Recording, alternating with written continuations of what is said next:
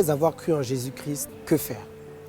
On ne va pas inventer la roue. Il y a eu des anciens qui ont justement posé cette question aux apôtres. Et la réponse est simple. La réponse se trouve dans les Écritures. Après avoir cru et s'être baptisés, les disciples ont persévéré dans l'enseignement des apôtres. De la même manière que quand nous naissons d'un père et d'une mère, ses parents nous apprennent la vie, les rudiments de cette vie sur terre, nous mettent à l'école pour encore apprendre comment réussir dans cette vie.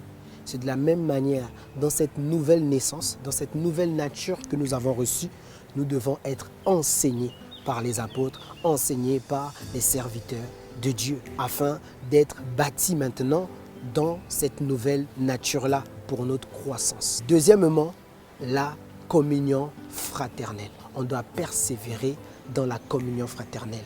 De la même manière que nous sommes nés d'un père et d'une mère, nous sommes venus dans la famille des humains. Quand on est en Jésus-Christ, on vient dans la famille qui est l'Église. Donc l'Église entière devient notre famille. Mais dans cette famille justement des humains dont nous sommes nés de notre père et de notre mère, on est né dans une famille précise. On est né d'une famille précise de proximité. C'est de cette manière aussi que nous devons, dans la nouvelle nature que nous avons, dans la nouvelle naissance que nous avons vécue, avoir une communion fraternelle de proximité, c'est-à-dire avoir une assemblée, une église locale avec laquelle nous allons grandir, où on va servir afin de grandir et de nous épanouir dans cette nouvelle vie. Troisièmement, on doit vivre la fraction du pain, comme nous dit Actes 2, 42.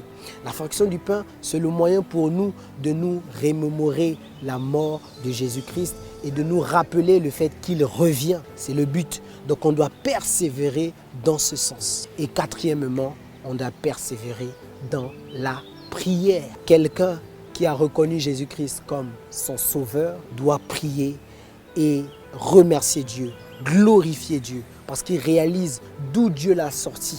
Il ne peut que crier Abba Père, il ne peut que glorifier le nom de Jésus-Christ. Et deuxièmement, il doit aussi prier parce que Jésus est son Seigneur.